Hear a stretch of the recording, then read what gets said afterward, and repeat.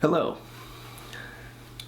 my name is Max Bruno, and I almost didn't record this week because I broke my last hair tie, and I can't get myself to leave the apartment at all to get more, and I didn't want any changes to distract from what this series is really about, which is political awareness. It's about informing the public about what one of their most prominent politicians is saying. I'm not trying to spin this or tell you what to think. I'm just trying to inform you with this series. And in it, I am reading Donald Trump's Crippled America, How to Make America Great Again, verbatim and without judgment, so you can make your own decisions, which is how I think this democracy should work.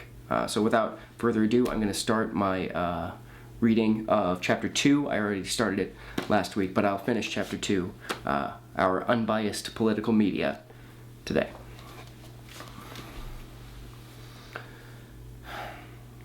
With the problems we're facing, these debates have become Trump versus the others.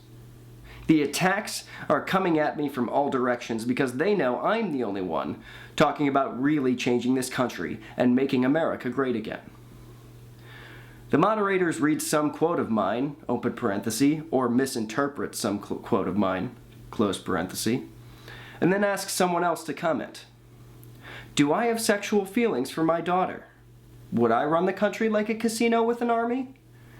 Do I change my positions with a, quote, clinically businesslike disregard for morality and fact, unquote? These exchanges make great TV.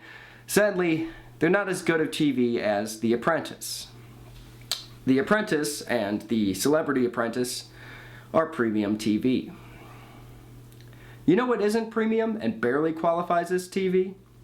These questions that don't get to the heart of what is wrong with our country and what really matters to Americans. It's all very personal because politicians and their menstruating journalist cronies know that the public doesn't want to hear the details of our policy. I want to talk the details of policy. I have a premium plan on how to win at policy. But it's the personal exchanges that become the big story of the debate. I want to talk about policy, but the media just wants to talk about how I called Ted Cruz a Canadian stack of pancakes in a suit that would embarrass a Mexican panhandler.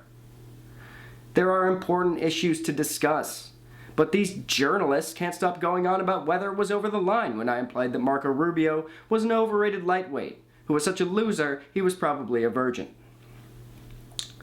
I want to talk about my plan to make America great again, but Fox News and CNN just want to run stories about the time I asked Ben Carson's supporters if they are sure they want to vote for another black guy after what happened last time.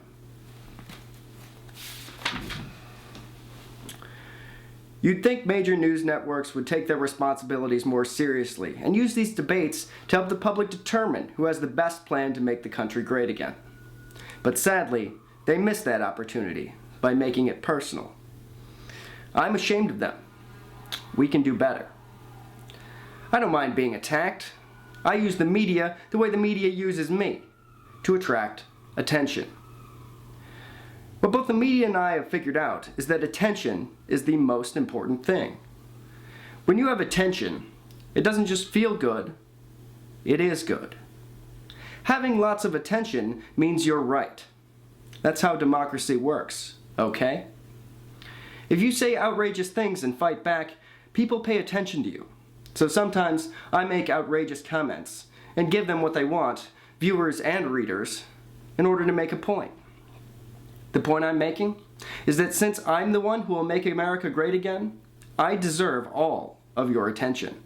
And I will say whatever I need to say to get that attention. The cost of a full-page ad in the New York Times can be more than $100,000. When they write a story about me saying Muslims should have to declare themselves in their neighborhoods like sex offenders, it doesn't cost me a cent. And I get more important attention. I have a mutually profitable two-way relationship with the media. We give each other what we need. Attention. And now I am using that relationship, and using the media, to talk about winning the future of America. That being said, anyone who believes I can use the media is absolutely wrong. Nobody can use the press. It's too big, too widespread, like Rosie O'Donnell's repulsive body. And, like Rosie O'Donnell, the media can be abusive, both to people like me and to the process. Like every profession, there are people in it who are not good. Take my Mexican friend Tito, for example. He's a good friend, but he made a bad contractor. He tried to sue me after he misunderstood when and how much he was supposed to be paid for some work he did on one of my hotel's many premium helicopter pads. Big mistake. We've reached an arrangement now, though.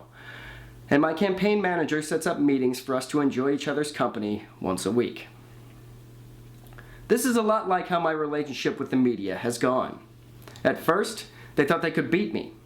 They thought their incompetent tactics could bring down the empire that is Trump, but now we feed each other. Just like my current wife, Melania, and I did in our wedding cake after I slipped that $9 million ring on her finger.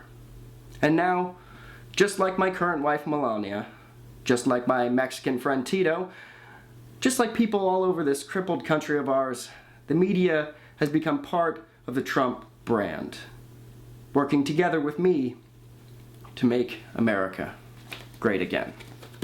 That concludes Chapter 2, our unbiased political media of Crippled America. Please stay in touch with this series, and if you want to participate in the conversation, leave a comment below or tweet at me, at Max H. Bruno. And as you go about your day, as you continue to engage with this political process, please remember, the truth is our greatest weapon.